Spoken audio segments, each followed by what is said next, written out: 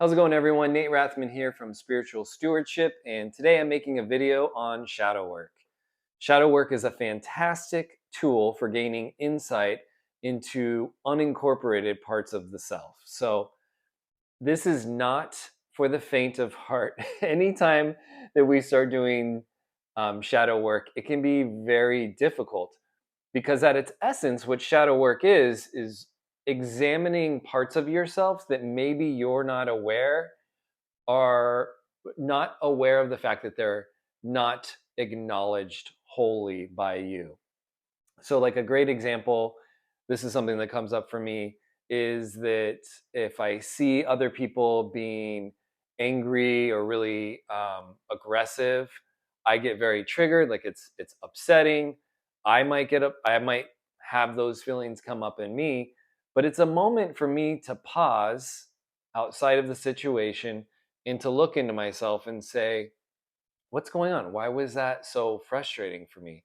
And in doing that, I might realize that there's parts of myself that are angry, parts of myself that have this kind of childlike, aggressive energy because I didn't have an expression or an outlet for that at some point in my life. And then it gets closed off and unacknowledged and unincorporated, but it's still a part of you. So there's a part of you that is not being seen. There's a part of your wholeness which you are not acknowledging. And that's always going to cause dissonance. And it's going to show up in kind of these unconscious patterns of being like you can just feel it. You're like, that situation is making me feel very uneasy, but I'm not sure why. It's usually because there's some aspect of that situation that resides inside of you and you haven't made peace with it or integrated it as an aspect of yourself. Because let's step back and remember that my philosophy that I'm putting forward on this channel, and this is a philosophy that many metaphysical and spiritual teachers have, is that we are the one. We are consciousness. We are a spark of the divine. We are the all that is. If we are the all that is, then we have all of us and all feelings and all emotions and all horrible things and all beautiful things, they all are encompassed within us. Now, it doesn't mean that we're living that way all of the time, but what it does mean is that we make space within us for those parts and that they are acknowledged, that we send them love, we send them light, and we recognize that the whole human condition resides within us. We are like a universe of everything. So the nice thing about shadow work, so that's kind of the big meta. The nice thing about shadow work is that it usually is working or showing up for us in things that are of importance in kind of our immediate life circumstances and situations. So I talked about situations. It could be emotions that you have a hard time feeling or that you get really upset when other people have emotions. Like other people sometimes might be very self-confident, almost prideful or boastful, and that can be triggering to you. So there's a part of you that has some self-worth issues that you're not acknowledging, that there's inside of you some aspect of you that wants you to own your pridefulness, own the fact that you deserve to take up space, that you deserve to command the attention of everyone in the room. And we're not talking about this from a negative or egoic sense necessarily. It's just that other person's behavior is acting as a very clear and concise like pin. It's like your inner psyche, your higher being is saying, "Hey, this is something to take note of. The reason that this is causing a reaction within you is because there's a part of you that needs to be examined." And it can sometimes be the opposite of the thing, or it can sometimes be the thing itself. So like in the example of pride or boastfulness or overly self-confident, it could be triggering to you because you feel unworthy, you feel less than, you feel like you don't deserve space. So in that case, it's a call to one, acknowledging those parts of yourself, integrating them, sending them love, sending them light, coming back into wholeness, and also acknowledging that you deserve to take up space, as I talked about. One of the great ways to work with shadow work, or kind of unconscious or triggering thoughts or behaviors that happen when we're in these kind of interactions, is to do some mirror work. This is popularized by Louise Hay. It's fantastic. It's very simple and it's very powerful. It's also incredibly difficult in moving if you've never done it before. What mirror work entails is taking some of these emotions, these triggering emotions that are coming up from the shadow work, and taking yourself to a mirror and talking to yourself and talking through the acknowledgement of these emotions. So, owning them right to the mirror and always affirming that you are lovable, that you're enough, and that you're whole, but that you're a human being and you have a whole gamut of emotions. I love the part of myself that's angry. So the mirror work would be like, Nate, I love the angry part of you. It's not as scary when I'm not looking at a mirror right now, but it can be very triggering, all of this work.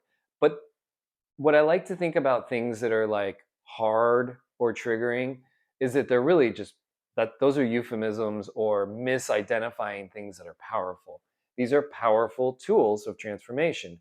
When you start acknowledging parts of yourself that you were unable to look at or that you were not integrating, and then you begin to acknowledge them and integrate them, you're going to feel a real shift in your life. There's going to be a lifting of some anxious and running thoughts.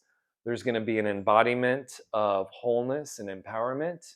So, in addition, I want to throw one more thing out there. In addition to the mirror work, I'm also a big fan of doing EFT tapping. I'm going to include links to some of this stuff so you can look down in the description box.